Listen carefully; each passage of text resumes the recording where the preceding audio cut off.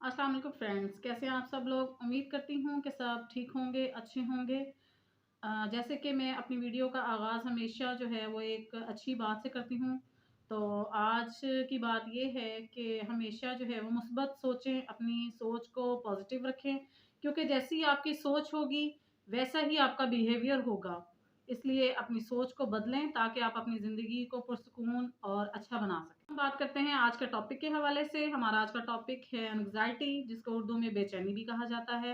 Anxiety is a feeling of worried thoughts, nervousness और uneasy about something with an uncertain outcome. Physical changes like increase blood pressure, feeling of fear, dread and uneasiness that may occur as a reaction to stress। इसी को ज़रा easy words में करें तो कह सकते हैं कि एंग्जाइटी का मतलब फ़िक्र, परेशानी और घबराहट का महसूस करना है। इससे जिस्म में जो है वो एक तनाव पैदा होता है और ये एक फ़ितरी रद्द-ए-अमल है। So we can say that anxiety is a common phenomena. अक्सर लोगों को एंग्जाइटी के हवाले से माइंड में क्वेश्चन आता है कि क्या एंग्जाइटी जो है वो मेंटल डिसऑर्डर है?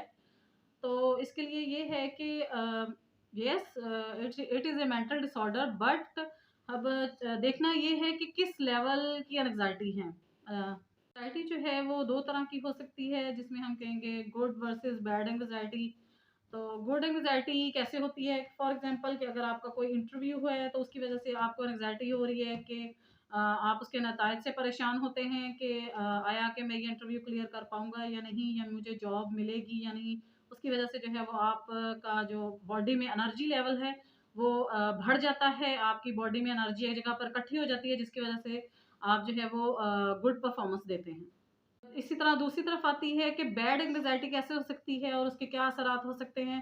बैड एंग्जायटी यही है कि अगर आपकी एंग्जायटी का लेवल जो है वो इतना ज़्यादा बढ़ जाए जिसकी वजह से आपके अंदर इमोशनल के खतरात बढ़ जाते हैं, आपकी फीलिंग्स के खतरात बढ़ जाते हैं, आपको जो है वो मेंटल इलनेस हो जाती है। तो उस सूरत में हम कहते हैं कि इसको जो है वो बैड एंग्जायटी है या एंग्जायटी डिसऑर्डर है। जो है वो इंसान को बहुत सारी ऐसी सोचें आती हैं और बार-बार आती हैं जिनको वो रोक नहीं पाता।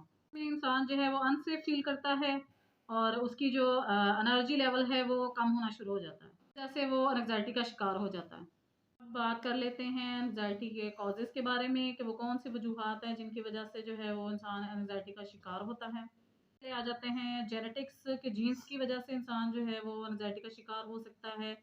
सेकंड वन एनवायरमेंटल फैक्टर, जिसकी वज़ह से एंग्ज़ायटी हो सकती है। इसी तरह जो है वो आपकी करंट लाइफ सिचुएशन की वजह से एंग्जायटी पैदा हो सकती है। ड्रग्स और अल्कोहल की वजह से हो सकती है। जॉब स्ट्रेस की वजह से एंग्जायटी हो सकती है। आपके रिलेशंस की वजह से, आपका जो फैमिली रिलेशंस हैं या फिजिकल रिलेशंस हैं उनकी वजह से भी आपको एंग्जायटी हो सकती है। मेडिकल कंडीशन या ट्रॉमेटिक पास्ट एक्सपीरियंस की वजह से एंग्जायटी हो सकती है। हार्ट डिजीज़ की वजह से हो सकती है और डायबिटीज़ की वजह से भी एंग्जायटी का इंसान शिकार हो सकता है। एंग्जायटी हो सकती है, पब्लिक स्पीकिंग एंग्जायटी हो सकती है, मीटिंग न्यू पीपल हो सकती है कि आप नए लोगों से बात करते हुए घबराते हैं या उनसे बात नहीं करना चाहते। इसी तरह ईटिंग, ड्रिंकिंग इन पब्लिक, कि आप दूसरों के सामने खाना खाते हुए जो है वो कतराते हैं, उसकी वजह से आपको एंग्जायटी हो सकती है। अब हम बात कर लेते हैं एंग्जायटी की सिम्पटम्स के हवाले से कि वो कौन-सी अलामात हैं, जिनके ज़ाहिर होने से पता चलता है कि फ़र्द जो है वो एंग्जायटी का शिकार है।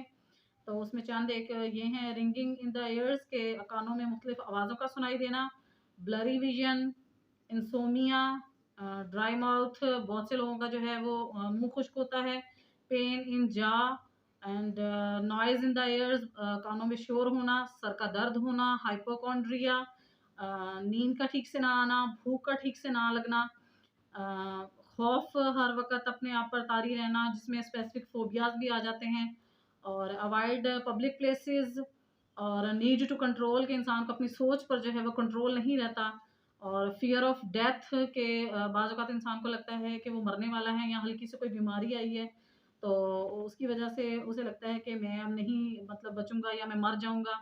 इसी तरह हेल्पलेस हो जाता है इंसान, डिप्रेशन का शिकार हो जाता है। फ्रीक्वेंटली क्राइंग, भी बाज़ औक़ात वो बैठे-बैठे ऐसे ही रोने लग जाता है। मूडी होता है और हार्ट सेंसेशन प्रॉब्लम हो सकती है।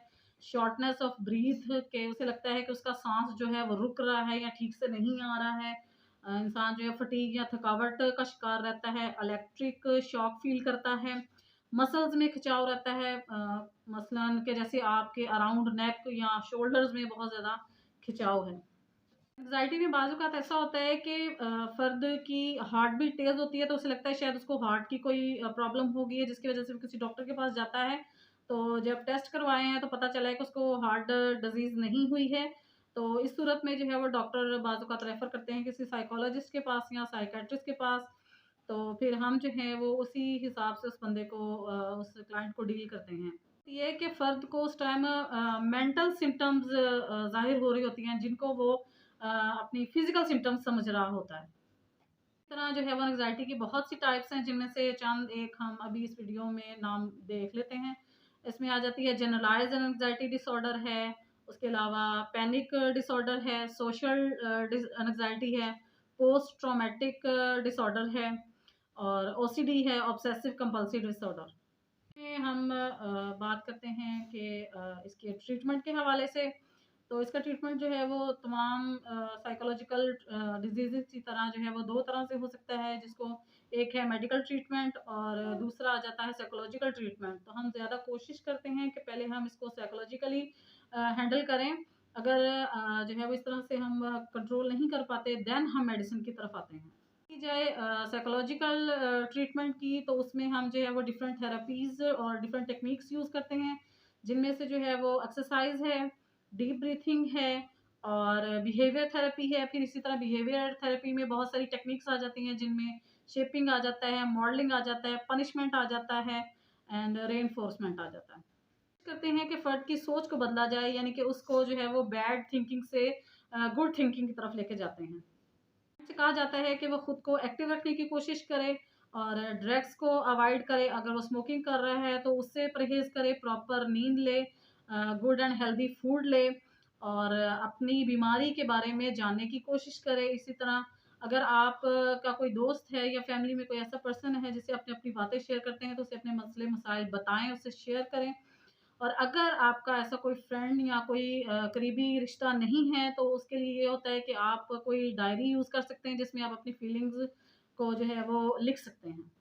कोई भी हो बीमारी, कोई भी हो, वो तब तक हल नहीं होती जब तक आप उसको खुद हल करना नहीं चाहते। इसलिए हमें अपने अंदर जो है वो मोटिवेशन लेवल को बढ़ाने की ज़रूरत है, ताकि हम अपने मसाइल को खुद से हल कर सकें, नॉर्मल ज़िंदगी गुज़ार सकें। मैं उम्मीद करती हूँ कि आज का एंग्ज़ायटी के हवाले से इन्फॉर्मेशन आपके लिए अच्छी रही होगी। आपने बहुत कुछ इसमें गेन किया होगा। तो अगर आपको हमारी वीडियो पसंद आई है, तो उसे लाइक कीजिएगा और चैनल को सब्सक्राइब भी कीजिएगा। Thank you.